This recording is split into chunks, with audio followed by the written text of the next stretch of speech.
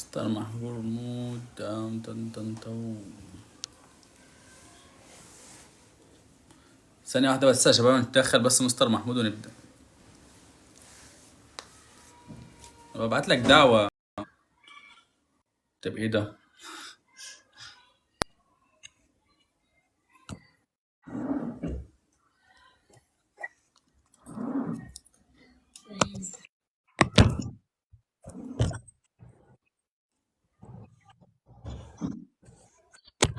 ازيك يا محمد؟ ازيك يا حبيبي، عامل ايه؟ الحمد لله، انت عامل ايه؟ اخبارك؟ طالع صوت بس، الحمد لله تمام والله. انت عامل ايه؟ انا طلعت كاميرا المفروض. ايوه كده جميل. ظهرت لك من حيث لا نحتسب. حبيبي الله عامل ينور. ايه اخبارك؟ تمام والله الحمد لله. انت عامل ايه؟ ايه الاخبار؟ الحمد لله. منور التيك توك. والله جديد بقى، ده انا هطلع عينك.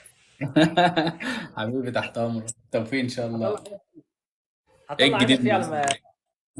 ما. الحمد لله والله. انت عامل ايه؟ تمام والله زي انا الفل. النهارده يا شباب ضيف على حد من الناس، يعني ان شاء الله باذن الله الجديده التقيله اللي واقفه على ارض ثابته، اللي ان شاء الله تحقق هو والمجموعه اللي موجودين معاه احسن من وبفضل الله احسن من اللي احنا عملناه. يعني اذا كنا احنا بدانا فاللي جاي، كل اللي جاي باذن الله عليهم هم، يعني هم عليهم يكملوا المسيره يعني. ناس ما حبيبي شاء الله الله اكبر عليها بادئين بدري جدا، وعرفوا الطريق بدري، وماشيين في طريق مساعده الناس والخير بدري بدري يعني. كنا متفقين على اللايف ده من زمان جدا انا ومحمد. اهو جه وقته الحمد لله، واحنا معانا البورد دلوقتي. كل شيء بقى وان زي ما انت بتقول على طول. بالمناسبه يا شباب، احنا في تواصل دايما مع الشباب الاكبر مننا والاجيال اللي جايه اصغر مننا سنا. يعني انا محمد في تواصل على طول، وهنداوي. المجموعه دي دايما في تواصل معاهم، ربنا يبارك في عمرهم يا رب. طالعين النهارده نرغي شويه عن البورد الامريكي. هيودينا فين كلامنا؟ مكان ما يرسى. احنا معاكم. عنده بالك. ناس كتير بتسأل على البورد الامريكي هيبدأوا منين وكده. بصوا يا شباب، هو احنا الاول انا عايز انوه عن كم معلومه كده. هل هو مستحيل؟ لا مش مستحيل. الراجل ده اسالوه كده، كنا اتكلمنا كم مكالمه قبل امتحانه، وانا قلت له ايه؟ قلت له هتخش تجيب انت جاي في سكتك. وصور الحمد لنا لله. الموقف بتاع عرب نيرسس في الهند، ونزلت الصوره ان هي من الهند، ما قلتش مين ولما بعت لي النتيجه. ولما قال ان هو نجح نشرت قلت ان محمد اللي كان في الهند. احنا كلنا آه، بنبقى خايفين بقى، بس انت قلت لي المصريين كلهم ما شاء الله نجاح بنسبة عالية. خدت اي كورس يا محمد؟ خدت لا اي لا لا، كورس؟ كلها بس اونلاين، وزي ما زمايلي قالوا لي وانتوا قلتوا، عملت زي ما انتوا قلتوا بالظبط، المصادر اللي انتوا قلتوا عليها لوحدي. حد خلص لك ورقك يعني رحت للشركه ايجنسي تخلص لك ورقك ودفعت لها $1400 ولا $1300؟ ده بصراحة الجروب اللي زمايلنا اللي سبقوني ما قصروش، وانا كنت واثق فيهم، والفيديوهات بتاعتهم موجودة، كل حاجة موجودة، وانا عملت زي ما هم قالوا وكل حاجة تمام، ما حدش خد مني جنيه، ربك المصاريف بس.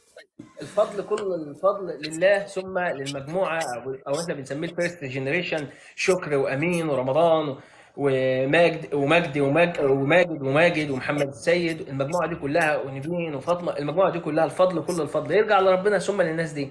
الناس دي عملت ترايل اند ايرور اند ترايل لحد ما ربنا كرمهم وخدوا طريقهم. وجه المجموعه بتاعتنا من بعدها بدات تمشي في الطريق. مجموعتنا مين؟ احنا عدد كبير جدا، وده اللي محمد كاتبه لكم. احنا هنعلن عن الخبر اللي هنعلنه ان شاء الله، محمد بقى يعلن لكم في الاخر باذن الله. الاخر. اتكلمنا، يعني بدانا نغلط احنا كمان ونتعلم، وبفضل الله دلوقتي احنا يعني انا كنت لسه بكلم محمد قبل اللايف، ببعت له حد من الناس اخواتنا الاردنيات انا مخلص لها كل اجراءاتها. انت مش محتاج حد يخلص لك اصلا اجراءات. شكرا عامل فيديوهات. محمد انا شايف له فيديوهات ما شاء الله الله اكبر، شرح بالتفصيل. محمد السيد حاطط فيديوهات. شكرا عامل قناه اسمها مو نيرس او محمد حاجه زي شكري كده. برضه. عامل قناه على اليوتيوب، نحط لكم اللينك وجروب بتاعه. التليجرام وجروب الفيسبوك فيه كل تفاصيل المنشورات دي. هي مش منشورات يا جماعة، ده كنوز، المنشورات اللي موجودة دي كنز كامل. الناس بتاخد خلاصه تجربه كامله خلصت في سنتين ثلاثه، بتحطها لكم. ازاي تفتح اكونت، ازاي ابسط. احنا كده كده في مجموعه هتتعمل زي مجموعه عرب نيرس للداتا فلو والبرومتريك. هيبقى في مجموعه كامله خاصه بانهاء اجراءاتك. زيرو فيسز زي ما احنا متعودين، زيرو فيس زي ما احنا متعودين، محدش ابدا ابدا ابدا بياخد او بيتربح من الموضوع ده. ان الناس تطلع علينا بقى الايام الاخيره، نلاقي كورسات برومتريك ظهرت تاني، وكورسات مش عارف نيكليكس. طيب فاقد الشيء لا يعطيه. يعني انا اصلا ما خدتش امتحان واي او امتحان زي، انا اطلع اشرحه للناس؟ ما هو ده مش منطق. يعني ده مش منطق. طب خد التجربه الاول.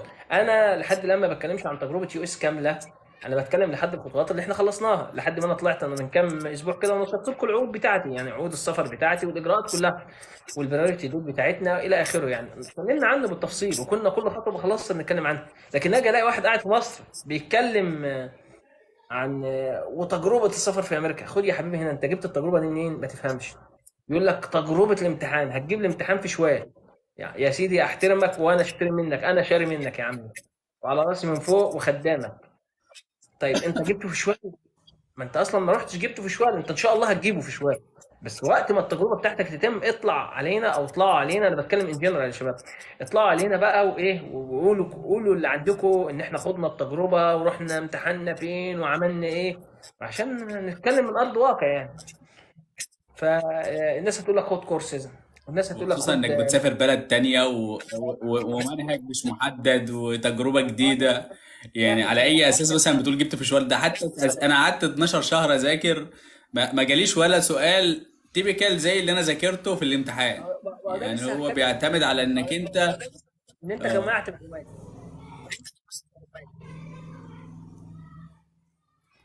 بيعتمد على انك جمعت معلومات. في السؤال بيجي لك كوبي بيست، يعني مش هتخش تلاقي السؤال كوبي بيست، محدش يقول لك ايه فاينل نيكليكس مش عارف ايه. هنهزر يا جدعان؟ ده تهريج ده، والله تهريج. ده اما دخلت ما لقيتش ويب بمتحن عليه، انا لقيت كمبيوتر، هو ده يعني الكمبيوتر بيتفاعل معاك، مش مجرد موقع او صفحة بتتفاعل معاك، ده هو كمبيوتر كامل بيتفاعل معاك، بيجيب لك اسئلة على حسب ادائك، ومفيش سؤال شبه التاني. احنا التلاتة كنا بنمتحن بقالنا فترة كبيرة بنذاكر، مفيش سؤال جالنا شبه التاني التيبيكال بالظبط يعني. والاسئلة احنا التلاتة مفيش سؤال برضو جالنا شبه بعض. والله يا احنا التلاتة محمد، في نفس المرة. والله يا محمد في اخر سنتين انا مثلا كنت هدي بنفسي كده اكتر من 80 70 واحد دخل الاختبار. اثنين فقط، اثنين فقط انا كنت اللي اعرفهم شخصيا ونجحوا في اه، السكند تراي، وبقيت كل اللي دخل نجح من الفيرست تراي.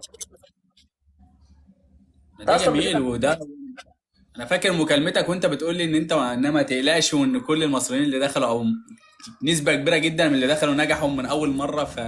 بصراحة الحاجات دي كانت بتطمن، يعني مع الواحد تحس ان هو بحر علم، انت انا اعمل ايه بقى يا بتقرأ في محمد؟ كل انا اعمل المجال. ايه؟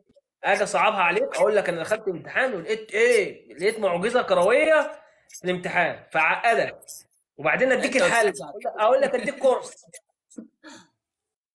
ما انا بقول لك فاهم؟ انت مش ما اعلنتش عنها، بس انا بقولها انك قلت لي ان انا جبته في ساعتين، فيعني او انا حليت في ساعتين 85 سؤال. بصراحة انا قعدت 3 ساعات برضو، بس يعني دي برضو بتدينا دفعة، يعني لما نلاقي حد مجتهد وان هو حد مصري كمان ونفس المستوى التعليم وجابه من اول مرة واقل من، يعني تقريبا اقل من نص الوقت، فدي يعتبر حاجة كويسة ودفعة كبيرة يعني. دي كانت حاجات والله، بتطمنا يعني. والله احنا كمصريين وكعرب اشطر من اي جنسيه ثانيه متاحه حوالينا في موضوع النكلكس ده. انا طلعت قلت بنفسي نسب نجاحنا مقارنه بعدد الناس اللي دخلت مع البرومتريك، نسب نجاحنا في النكلكس اعلى. اه، ده في ناس ثانية واحدة بس يا شباب، الناس بتقول لي في 12 شهر مذاكرة. هو على فكرة مش محتاج 12 شهر، بس انا كنت تايه. انا كنت في ناس بتديني مصادر كبيرة ومصادر انا مش محتاجها. لما انا بقى دخلت في الجد وطلع لي الاي تي تي وخلاص انا داخل على الامتحان، لا شفت الناس اللي قبل اللي نجحت، قلت لهم يا جماعة انتوا مشيتوا بخطة ايه؟ قالوا لي واحد اتنين تلاتة، هو ده اللي مشيت بيه. لكن الفترة ال 12 شهر دول انا كده كده كنت من بداية ما انا جاهز ورقي. مش معنى كده ان انا بذاكر ال 12 شهر، هو مش محتاج ال 12 شهر مذاكرة. طيب يا شباب وانا كنت تايه في الاول، لكن انا لما شفت الناس نجحت، يا جماعه انتوا ذاكرتوا منين؟ قالوا لي كذا وكذا وكذا، ذاكرت زيهم بس. ومحدش ذاكر لي، يعني انا كده كده في النيكليكس انت كده كده بتذاكر لنفسك. لكن ما تخافش من نقطه 12 شهر. 12 شهر دي يعني البروسيس كلها يعني. وبما فيهم انا كنت بذاكر في النص يعني. هنيجي للكلام دلوقتي حالا في موضوع المذاكره يا محمد، بس الفكره كلها برضو عايزه شويه، احنا بندردش يا شباب في الموضوع يعني. مش هنتكلم عن خطوات بعينها، لكن احنا بندردش دردشه مفتوحه. ناس بتقول لك 12 شهر، والله العظيم 2 مانثs انت عندك 2000 تقريبا 180 حاجه كده، 2180 سؤال، 2200 سؤال. ده اليو وورلد نيكليكس ده انت لازم تذاكره وش كده. طيب، يبقى اليو وورلد هنذاكره، ونذاكر مع المارك كلينيك واحد جميل كده عامل ملفات زي ملفات غيث ملخصه كده، مش اسئله، بيديك زي نوتس كده جميله جدا، بتحطها في دماغك، بتاخد بعضك، بتخش توكل على الله، تخش الامتحان ربنا بيكرمك فيه وبتنجح. طيب البروسيسنج عشان يبقى معاك اي تي تي نمبر، مش هتاخد باذن الله، باذن الله لو الكليات، احنا طبعا دلوقتي عندنا مشكله خلاص في بقى الكليات. الحاجات كده بس ما يفهموش الا اللي كان مذاكر اللي عنده. اه طبعا، لا هو اللي يولد في اوله محمد صعب، يعني اللي يولد في اوله صعب، بس في نسخ احنا معموله مجاني، ابدا اقرا فيها دلوقتي. تمام، ابدا اقرا فيها. النسخ المجانيه هتلاقيها على قناه ملفاتي في التليجرام، هتلاقيها متاحه على الجروب في عرب نيرسز. مش عارف انت معاك نسخه منها ولا لا، النسخه البي دي اف موجوده عندك على قناه معاك. ملفات التليجرام، تقدر تعمل لها داونلود. الملفات موجوده، ابداوا اقروا فيها. هو ميزه اليولد ان هو بيديك السؤال وبعدين يديك الراشونال للاربع اجابات، ليه انا اخترت ايه وما اخترتش بي وسي ودي. وفي حته مهمه جدا في اليولد، بيديك الاوبجيكتيف لكل سؤال، دي الزتونه بتاعت السؤال، دي لازم تحفظها، لازم تفهمها. يقوم كاتب كشكول وكاتب كده، هو اليولد بيلف حوالين كذا موضوع، تقوم كاتب كده بيدياتريك مثلا، مثلا هيرش سبرانج ديزيز، 1 2 3 4، كل سؤال يجي لك ترصه تحتيه في الهيرش سبرانج. عندك مثلا سؤال تاني بيكلمك عن الكاردياك تمبونات، تقوم ايه جاي في الادلت وعامل صفحه الكاردياك تمبونات وكل الاسئله اللي تجي. الميديكيشن يكون عندك جزئيه للميديكيشن، اللاب يكون عندك جزئيه لللاب، وهكذا. هتلاقي نفسك بدات تسيستم نفسك، شهرين لثلاث شهور هتكون لم من الموضوع كله. طب يا محمود، احنا سمعنا ان الموضوع بياخد على ما تخلص يجي لك اي تي تي نمبر. يعني ايه اي تي تي نمبر يا شباب؟ ده اوثوريتي تو تيست. بناخد 6 و7 شهور يا جماعه. الكلام ده كان زمان، لان احنا الناس ما كانتش عارفه الخطوات. هو الخطوات بالظبط في حاجه اسمها بتفتح الاول، بنبعت الاول لجوزيف سيناني او سي، خلينا نمثلها بالبرومتر عشان يكون اسهل لكم. جوزيف سيناني دي لو هنمثلها هنسميها الداتا فلو. بنبعت شهاداتنا للشركه، نقول لهم يا جماعه احنا عايزين منكم تقرير ان ورقنا ده زي الفل سليم. طيب، بنروح لاخواتنا في جوزيف سيني، نعمل شويه ورق من الجامعه وشويه ورق من الوزاره. لو انت في مصر، في بره مصر اعمل من الخليج، اجراءك هتمشي اسرع بكتير جدا. طيب، الورق ده كله بيروح على امريكا، على جوزيف سيني. طيب، بعدها باسبوع بنعمل البصمات كانت زمان في حاجه اسمها كيميلتو.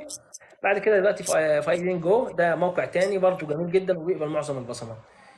الاثنين دول تقريبا بيتموا في خلال 40 يوم، يعني الاثنين دول بيكتملوا في حوالي 40 يوم. اول ما الاثنين دول بيكتملوا بنفتح اكونت البورد بتاعنا، نيو مكسيكو بورد، عايز تفتح نيويورك وات ايفر، بس احنا معظمنا ماشي في نيو مكسيكو لسهوله اجراءات.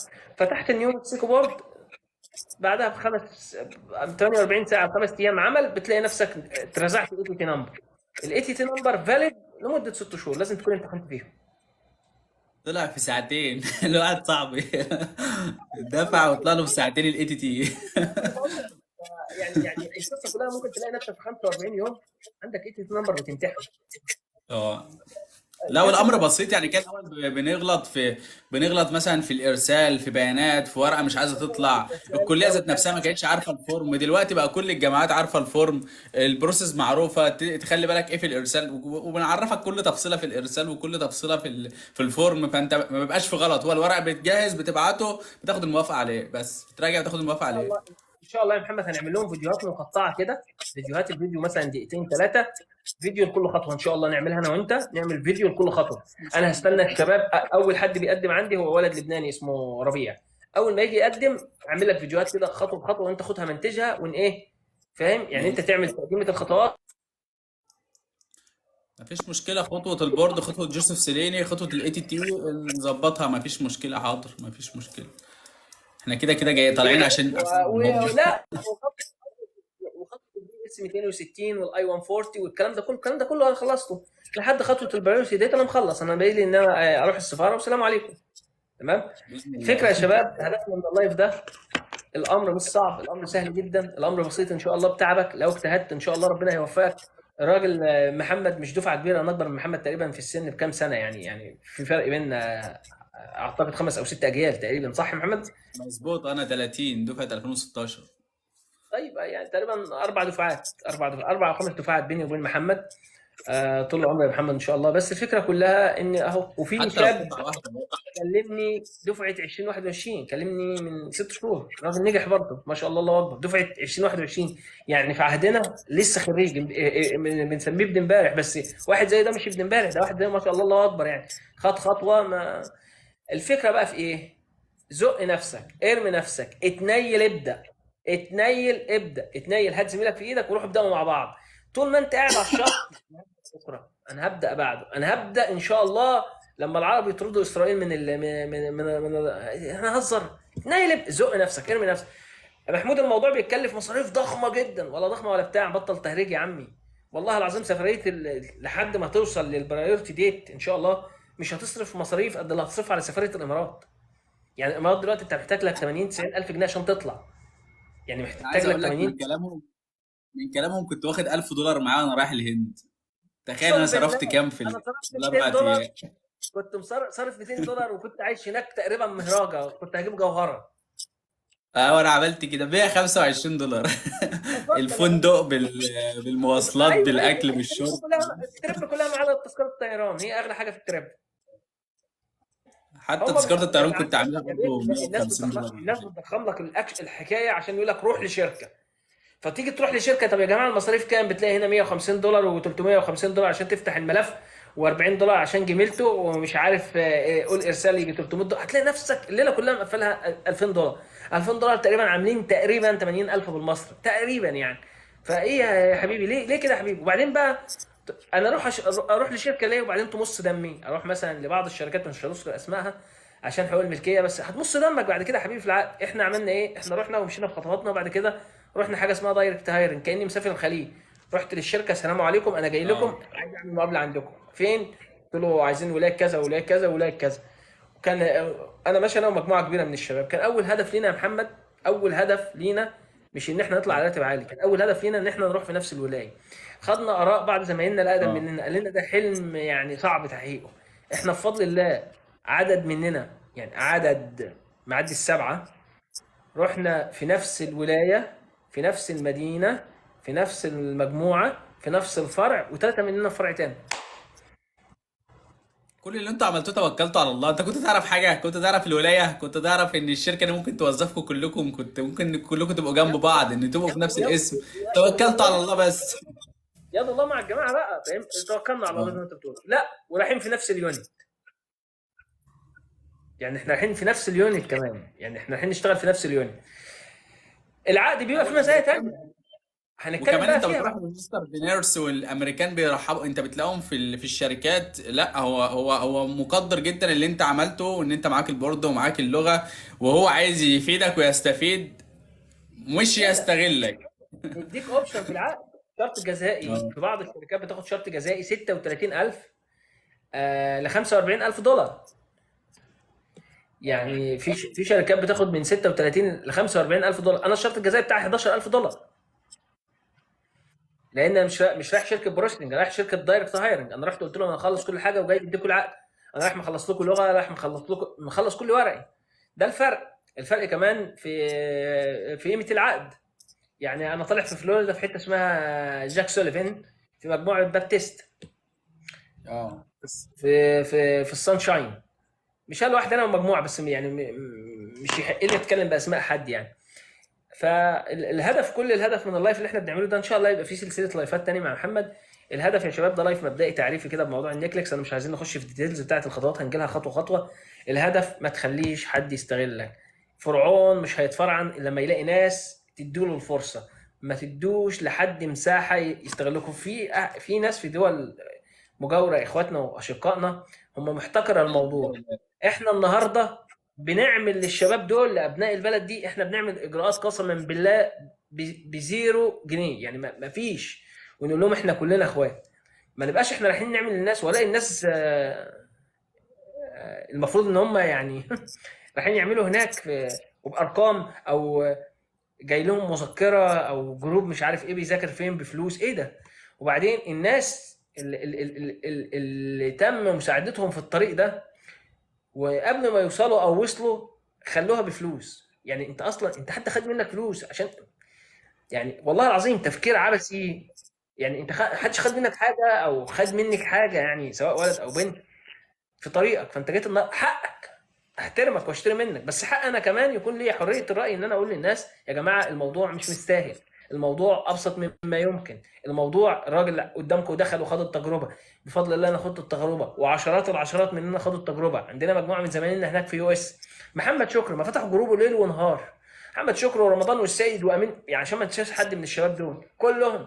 النهارده تيجي واحد الناس تبعت له في الخاص، انا متضايق من الشخص ده، الراجل ده لما بعت لي انا بعت له الريفيرال، يعني هو طلبني كلمني قال لي يا مستر هاجرس انا عايز الريفيرال وبتاع على نفس الشركه، اديته الريفيرال.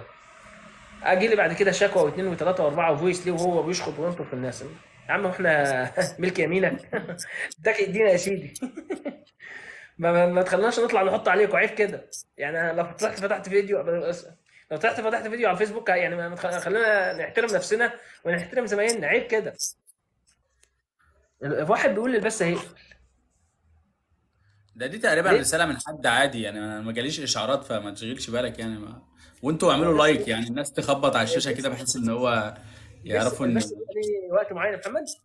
لا ده هو ده التحذيرات دي ده جايه من شخص يعني، اللي هو تحذير اغلاق البث ده حد عامله من شخص، انا مش شايف حاجة بصراحة.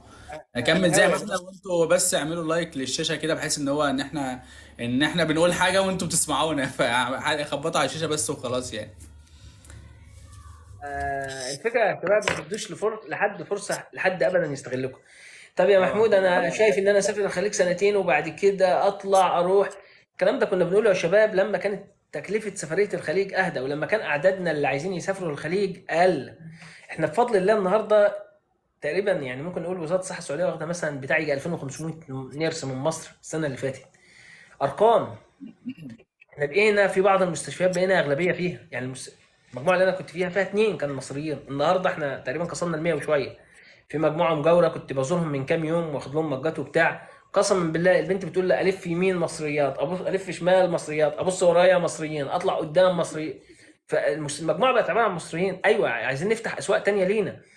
احنا كنا بنقول لك خد الخليج خطوه، ما تخليش الخليج هدف، الكلام اللي كنا بنقوله من 4 و5 سنين. النهارده احنا عرفنا الخطوات بفضل الله، وماشيين بننور الطريق اللي جاي من ورانا. اتصلوا اطلبوا اعملوا، احنا عندنا 25 ادمن في الجروب، محمد معاه مجموعته شغال بيها، شكر معاه مجموعته شغال بيها. انت ناقص تتنيل تبدا، انت مش مطلوب حاجه منك غير ان تتنيل تبدا. مش بس كده، ده زمايلنا اللي في الخليج بقى مثلا ايام ما كان في ليميت للدولار يا محمد، كذا مش عارفين ندفع، بندفع وناخد احنا الفلوس في مصر وبتاع، وكانت الدنيا ماشيه. اتنيلوا انت والله ابدأ بجد. وانت هتلاقي الناس كلها تساعدك، يعني تساعدك بالمعلومة، هتساعدك بدفع الفلوس، في الاجراءات، بالنصيحة، ان هو يكلمك بس يقول لك تعمل فيها كذا كيف. ابدأ انت بس يعني، ما حدش هيجيبك من الاول يقول لك ابدأ، انت ابدأ. ايوه اتنقل ابدا يا حبيبي، اتنقل يا بابا ابدا، عشان احنا كلنا محتاجين بعض بره.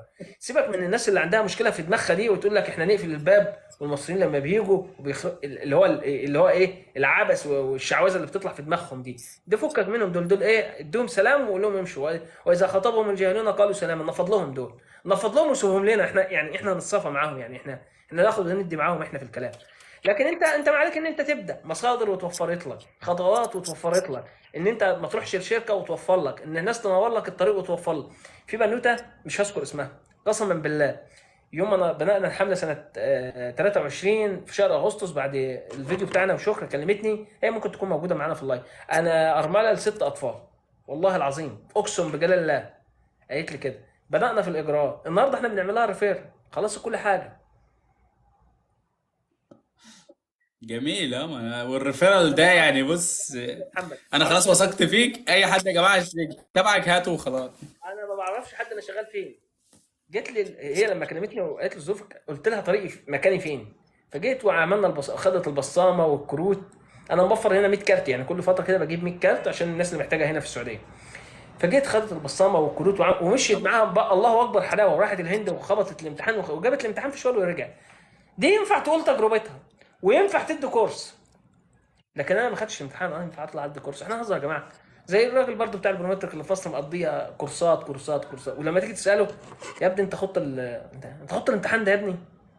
يعني انت دخلت الامتحان فعارف ايه اللي فيه فطلعت قلته؟ يعني انت عندك تجربه؟ يعني انت عارف شاشه الامتحان عامله ازاي؟ يعني انا قعدتك دلوقتي على الكمبيوتر قلت لك اعمل لي شاشه الامتحان ببرنامج السام ولا هتعمل لي شاشه؟ هو ده الفكره يا محمد، انت لا فاهمني؟ وبعدين احنا لو احنا في الداتا، لو في البارومتريك والهاد والحاجات دي يعني بنجيب اسطمبة ونشرح السؤال ونفهمهم، وممكن يلاقي سؤال شبه التاني في الانكليكس. مش هتلاقي سؤال، انت لازم تعتمد على نفسك، تعرف ازاي تفكر، تعرف ازاي تقرأ السؤال، تعرف تطلع الإجابة انت بنفسك اللي هتقعد قدام السؤال. محمد كان انت ازاي بقى بتقول ان انا هعديهولك وان انا هنجحك البرومتريك ازاي الكلام ده يا طيب؟ محمد كان نفس الكلام سنة 2015 و16، كان عددنا قليل اللي بيمتحنوا، فالأسئلة اللي كنت تقدر توفرها قليلة لأن عدد الناس اللي بيخشوا قليلين. كذلك النكلك، احنا يا جماعة عندنا تجربة كبيرة جدا الحمد لله نجحت، وبفضل الله وتوفيقه نجحت تجربة البرومتريك، ان احنا كانت نسب نجاحنا متدنية لأبعد ما تتخيل في 2016 و2015. النهارده تقريبا من كل 100 بيخش 99 بينجحوا. ليه؟ لأن الأعداد، انت كنت تقريبا كنت لسه في الكليه يا محمد او كنت لسه بتتخرج، كنا عاملين حمله اسمها خد البرومتريك ونكونوا معاه، كان امتحان ب 900 جنيه يا عمي، امتحان البرومتريك يا ده. خرابي. كنا عاملين والله العظيم، كان في شو الهواري والله ما انساه ابدا سنه 2017، كان بيكلمني قلت له خد الامتحان وركنا شو. فدخل وربنا او ربنا كرمه وخد الامتحان، دلوقتي تقريبا ماسك عياده هنا في عياده الفيرم هنا يعني في مكه. فاقصد اقول لك ان يعني انا كنا عايز اقول كنا لك ان عاملين. انا من كتر ما اسمع كلامكم وانا معايا الداتا فلو من 2019. انا بسمع كلام، انا مش هخسر حاجه. هو الوقت بقى عارف ان هو ب 2000 جنيه، بعد كده هيبقى بكام؟ الداتا فلو بكام دلوقتي؟ انا كنت عامله ب 2000، ده فلوس 2300 النهارده باين. عندنا مثلا في احد الجامعات بتعدي 17000 جنيه. انا بستثمر زي ما انت قلت لي، انا بسمع كلامكم، انا بسعى بس وربنا يكرمنا في الاخر ان شاء انا بقول الله. لك انا مؤمن ان كنا هو في لحظه هيكرمنا يعني. كنا معايا في الداتا فلو فتره، برضه. في واحد بيسالني سؤال حلو جدا بيقول لك هل اسم المستشفى اللي اشتغل فيها في الامتياز يفرق معايا بعد السفر؟ قولا فصل ايوه، هيفرق معاك لسبب بسيط جدا. لو انت شغال في مستشفى براندد هوسبيتال، في عقد لعمان، لما كان عمان السفريه الاولى نازله، احنا سافر لنا دفعتين يا شباب في عمان. الدفعه الاولى يا شباب كانوا نازلين طالبين من 5 مستشفيات بعينهم. هذكر لكم اسم مكان كده بعينه، مدينه الملك عبد الله الطبيه، كان اللي بيقول لهم ان انا شغال في 57 سنه 2019 كانوا بياخدوه. بتقبل براند المستشفى اللي انت شغال فيه حبيبي بينفعك. الرانك براند المستشفى بتاعها والبيشنت ريشيو ايه بقى والكاباسيتي بتتعلم، والحاجات دي كلها بتفرق فيها معاهم. بتتعلم فيها يعني ايه، مع احترام كامل لكل الاماكن، بس في مستشفيات ما يعرفوش يعني ايه حاجه اسمها فاير زير، ما يعرفوش يعني ايه كود اوف اسكس، ما يعرفوش يعني ايه الكودز الميجا كودز. في حاجات مش موجوده، انت حضرتك مش هتعرفها لما تروح مستشفى براند.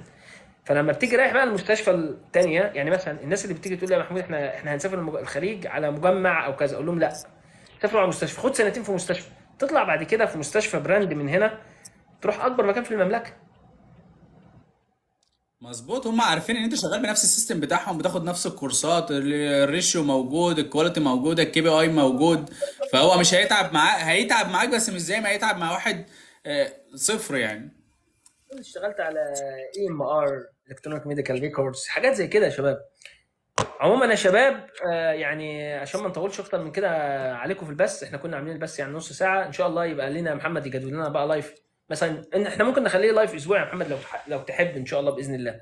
مش كده؟ وممكن اوف لايف واحنا شغالين نبقى عاملين ريكورد الشاشه واحنا بنفتح اكونت حد عادي جدا يعني، ما تقلقوش. مفيش انا في مشكله، المستشفى ممكن نكون بنجهز لاكونت لحد ونعمله، او نطلع انا وانت نصوره يعني. ما تقلقوش يعني، احنا معاكم يعني. اول ما تقولوا هتلاقينا على الواتس، هتلاقينا على الفيس، على التليجرام، على اي حته هتلاقينا معاه. ومش احنا، انا لما بقول احنا بقول ان الناس اللي بتساعد في ناس كتير جدا ما بتظهرش في العلن، لكن انت اول ما تخش تسال، انت مجرد انك انت بدات بتلاقي كذا حد بيخش لك على الخاص يقول لك انا هرن عليك. مش هيقول لك بقى انا هعملها لك، بيقول لك هرن عليك. عارف يعني ايه؟ يفضل يكلمك بالساعه وانت اول مره تعرفه، يقعد يقول لك اعمل كذا وخلي بالك من كذا وزود كذا. هي الفكره كلها ايه؟ الفرق بيني وبينك ايه؟ ان انا بدات، انا سعيت، بس انت واقف مكانك، انت ما اتحركتش. لا، الفرق ما بيننا حاجه واحده بس، السعي. واضح يا محمد ان الصفحه بتاعتك في طلاب كتير عليها ومش عارفين معلومات كتيره عننا كتمريض مصري. واحد بعت لي بيقول لي هو التمريض المصري بيشتغل في المستشفيات الحكوميه؟ احنا بعون الله يا محمد يا حمدي ممكن تقول خدنا كل المستشفيات هنا. في مستشفيات يا محمد يا حمدي تقريبا الغالبيه بقت مصريين. اه احنا يا محمد موجودين في مستشفيات كتير، موجودين في مدينه الملك فهد الطبيه، مدينه الملك سعود الطبيه، مدينه الملك عبد الله الطبيه. المدينه الطبيه هنا حاجه ضخمه جدا بالمناسبه. مدينه الملك عبد الله الطبيه، التجمع الاول عندنا في عشرات المستشفيات منه، التجمع الثاني اللجنه الشرقيه لسه واخده 300 وشويه نيرس من مصر في مقابله واحده، قوى الامن موجود فيها عدد، الحرس الوطني فيها. ما فيش مستشفى فيك يا مملكه الا وموجودين فيها للشاب لا، اللي بيسال والمواقع ده. البترول كمان. مواقع البترول اصلا الشباب بتوعنا مسيطرين فيها سيطره كامله مع الهنود يعني. اه، ما شاء ال- الله عليهم.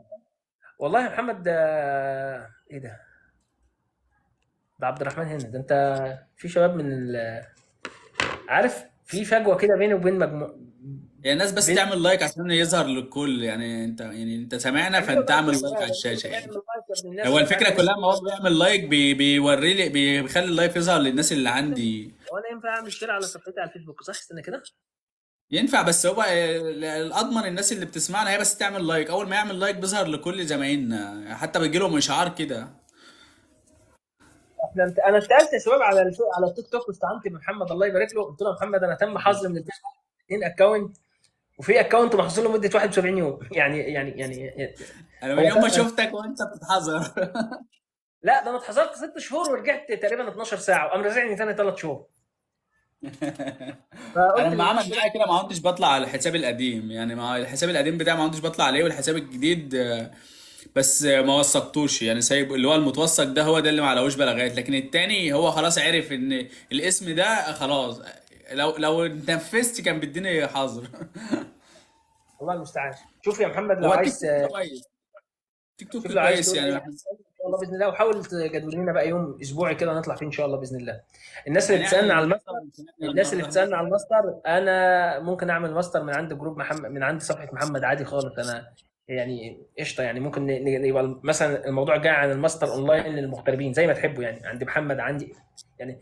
موضوع الماستر يا محمد اونلاين وكده هو في فيلم شغال فيه، فهو متاح متاح. احنا شغالين فيه في جامعتين اتنين في مصر شغالين فيه، اسيوط والقاهره. انا باخد تجربه شخصيه ممكن اتكلم عنها في جامعه القاهره، وعندي ديليجيشن ان انا اتكلم يعني عن الجامعه. فممكن نجدول ميعاد نتكلم فيه عن الموضوع ده، ونرجع تاني لفيديوهات امريكا نتكلم كل مثلا كل فيديو 10 دقائق ربع ساعه بحيث ان احنا ما نطولش على الناس. مفيش مشكلة، احنا ممكن، احنا متاحين يعني. انت لو وقتك يسمح يعني مرة او اتنين في الاسبوع مفيش مشكلة. الناس بس تتابعك، ان هو تنزل اعلان عندك زي ما احنا عملنا هنا كده قبلها بساعتين هنطلع لايف، بس خليها فعشان نعرف مره في نتكلم بسرعة الاسبوع، يعني. خليها مره في الاسبوع عشان انا رجعت فتحت قنوات البرومتريك للمذاكره. الناس اللي عايزه اللينكس انا هبعت الثلاثه لينكس لمحمد. رجعت فتحت قنوات الجروبات. الناس اللي بتسال على الملف التحديث، الملف احنا كنا واقفين وقضنا فتره من تحديث الملف، خلاص تقريبا خلصنا 60% منه. هينزل الملف ان شاء الله باذن الله. هبعت لمحمد الثلاث لينكس اللي عايز يفكر فيكم يسافر الخليج هبعتهم له، وهبعت له قناه ملفاتي اللي عايز ياخد ملفات البرومتريك فيها. ومحمد يعني على طول اصلا في لينك معايا ان شاء الله باذن الله. وان شاء الله نطلع لايف تاني وثالث ورابع وخامس. الماستر هنعمله لايف هحدده مع محمد ان شاء الله باذن الله. الناس اللي بتقول لي الماستر هيفيدك ولا لا، الماستر هيفيدك، مفيش حاجه ما بتفيدكش. بس الفكره كلها الماستر الاول ولا السفر دي حاجه ترجع لك. رايي الشخصي اي حاجه بتعملها غير ان انت بتفكر ان انت تسافر، رايي الشخصي وبحترم كل الاراء، رايي مش ملزم لحد. اي حاجه بتعملها في مصر غير ان انت بتفكر تسافر ملهاش اي 30 لازمه. رايي الشخصي الذي لا يعتد به في اي محفل من المحافل الدوليه. اه يعني. اتنيلوا، ابداوا. ابدأ. ابدأ اه طبعا. بس. اه طبعا. طبعا ابدا. ربنا يوفقك زي محمد وغيره. محمد دفعات صغيره يا شباب يعني، احنا بدانا متاخرين جدا. يمكن محمد بدا بدري، والشاب اللي هو بقول الفضل لكم. لله وليكم، انتوا الواجهه لينا، انتوا اللي بتعرفونا الطريق بصراحه. انتوا فرقتوا معانا جدا. والناس ما بتعملش يعني حته النقطه ان انتوا حد منكم يطلع يكلمنا ولو في منشور بس بسيط كده عن حاجه في الطريق، او ان احنا نعمل حاجه خطوه معانا. دي يا جماعه قيمتها كبيره جدا. يعني انت في ناس عشان تكلمها بس ممكن ياخد منك $300 عشان يقعد معاك نص ساعه، وبتبقى حاجز معاه قبلها باسبوعين ثلاثه. انت متخيل بقى زمايلك بيدوك ده مجاني، وبيمسك ايدك وبيخلص لك الورق ويشرح لك، ناقص يسافر مكانك. انا قبل اللايف وريتك حاجه كده، وريتك مبلغ صح بدون ذكر اه. الرقم يعني، وريتك هنا الاماونت يعني صح. اه. دي بفضل الله جزء من النتائج اللي المجموعه بتعمله، واللي احنا بنعمله ده جزء، ما شاء جزء الله، ربنا بسيط يبارك. جدا جدا جدا. يعني حتى اديك شويه ارقام عن اللي بنعملها، بحب مش حابب نعلنها او في الوقت ده ما ينفعش تتعلن كلها، لكن يكفينا فخرا ميزانيه الطوارئ فقط لا غير. مين مهنه من المهن دلوقتي عندها مجموعه مش تحت مؤسسه رسميه، لو تعب منهم حد بيتعالج، عندهم حاجه اسمها اسر يتامى لابناء مهنتهم، اشتروا بدل الشقه مش واحده ولا اتنين، لا اشتروا ثلاثه. عندهم ميزانيه اسمها ميزانيه الطوارئ بفضل الله، تشيل اي عمليه مهما كبرت او صغرت وتجري بيها. شاركت في حملات غزه، شاركت في حملات كورونا، شاركنا في شنط رمضان مره واتنين. والمره دي بفضل الله ما دخلناش بس في مصر، لا دخلنا في مصر وفي السودان، ده غير اعمالنا في غزه وغيرها وغيرها. زميلتنا السودانيه اللي من يومين مدفوع لها 61,000 ريال في خلال كام يوم في رمضان. يعني انت التمريض مش المصري. سؤال رسمي، اغطاء قانوني وما شاء الله يعني. حاجه بصراحه، حاجه الواحد بيفتخر بيها لما بقعد مع حد في فئات تانية مثلا، يعني مثلا طب او صيدله او هندسه او ايا كان، انا بتكلم بكل فخر. عارف اللي هو ايه؟ لو حد حصل له حاجه ما يقلقش، لو ده كانوا جايبين لي زمايلنا كذا، ده احنا شاركنا في كذا. بصراحه دي حاجه فخر لينا كلنا كتمريض، يعني كصاحب مهنه او فرد في المهنه، ده شرف لينا كده. كتمريض مصري كمان، كتمريض مصري، كونك ان انت النهارده اتحطيت ان انت تلاقي ملف بيتذاكر منه في كل الدول، بيقول لك ده اللي عمله مصريين. او تلاقي انه يقول لك في الشباب السودان الله يبارك لهم ناشرين منشور كده كانوا بيشكروا فيه جروب التمريض العربي وبتاع، مجموعه عرب نفس. واحده من الناس المسؤوله عن مراكز الايواء، مراكز اللجوء في السودان، ربنا يا رب يرزق اخواتنا في السودان وفي سوريا وفي فلسطين الامن والامان. كنا عاملين شنط غزه كده وبنتشارك هناك، فمنزله منشور كامل عن المجموعه. فانت كتمريض عربي مصري انت بدات تطلع من حيز الدوله، انت بدات تنتشر في اماكن تانية. كل الهدف يا شباب ان تبقى فكره الاجيال الجديده كلها تكمل عليها. لكن شايف اتجاه في الايام الاخيره الناس اللي بدات تتحط على اندر سبوت، ركبه المرجحه بتاعت من اين يؤكل الكتف، اين مصلحتي، اين اشيائي، هو البيزنس. عايز مكسب قريب بس وخلاص يا ابني. ما ده مش هيفيدك يا ابني، ما في حد اللي قبلك عمل معاك كده يا ابني، ده مش هيبقى لك. واحد بيقول لك يا ليه ابني امريكا يا ابني بكره تروح مثلا تروح وجهتك ومش هتحتاج كنت هتحتاج كرامتك اكتر من كده. واحد بيقول لك ليه امريكا مش المانيا؟ حلو، سؤال حلو. ليه امريكا مش المانيا وليه المانيا مش امريكا؟ سؤال حلو. انت عايز تروح فين؟ المهم انت نايل تبدا، مش المهم فين، المهم سافر.